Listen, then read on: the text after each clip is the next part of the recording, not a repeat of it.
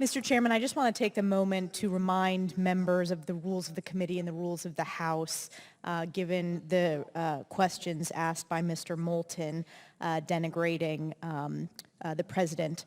But moving on, I want to focus my questions on missile defense.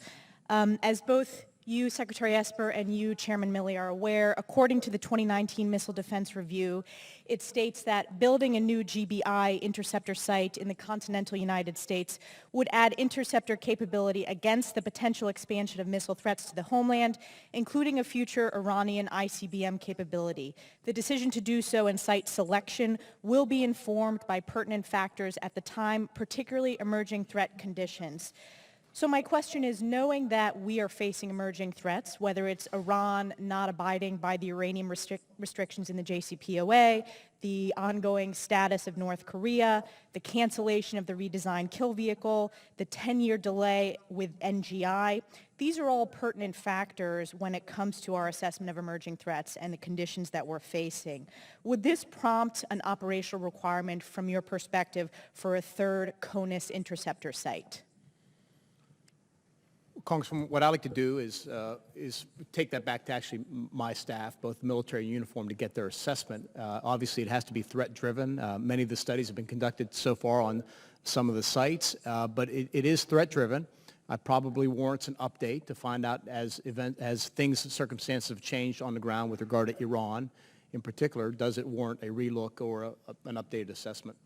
And Chairman Milley, I would like your assessment of the threats as you look to the future for missile defense. Yeah, basically the same thing. Right now it's a little bit too early to tell with respect to Iran as to whether the need is there yet or not, because we do know that as of today, a intercontinental ballistic missile capable of carrying a nuclear weapon has not been fully developed and tested by Iran. But we don't know what the future is going to hold. So it's something that we're under constant evaluation on. Specifically, what you're talking about is a missile defense array, an array of layered defenses like we have in the Pacific, also on the East Coast. But we're taking a hard look at it, and the decisions are not yet made, but we owe the studies back to the Secretary of Defense for decision. So as you know, Mr. Secretary, Fort Drum was selected as the preferred location for an East Coast missile defense capability.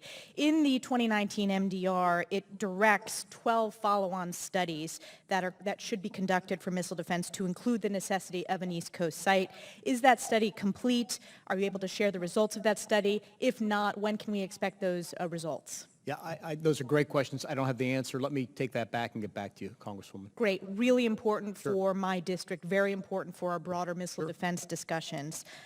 Shifting gears, I wanted to ask about coronavirus. Last night, U.S. Forces Korea confirmed the first case of a soldier with coronavirus. And given the metastasization that we're seeing within CENTCOM and EUCOM and around the world, whether it's in Italy, whether it's in the Middle East, how is DoD addressing this? And particularly, what is your perspective on the potential impact for our joint training exercises and our overall readiness? Sure. It's so first of all, many of the commands have established plans for dealing with things like this. I'm sure the chairman can speak to that. On 1st of February, as this emerged coming out of China, I signed a campaign plan that directed NORTHCOM to integrate all of our operations with regard to the coronavirus. The commander, General O'Shaughnessy, has been implementing that. We meet daily, my team, on a basis. There's also an interagency team working this. Between him and OSD staff, the personnel and readiness, we've issued a variety of memorandums advising the force on how to deal with the coronavirus, the tools in their toolkit. We continue to respond to requests for information. I've empowered the commanders. In this case, Indo-PACOM, I met with Admiral Davidson yesterday, but I get frequent updates from General Abrams on the peninsula with regard to what's happening in Korea. But we're taking a look at all this. My first priority is protection of our people, both service members and families, and then make sure we protect our ability to accomplish our mission.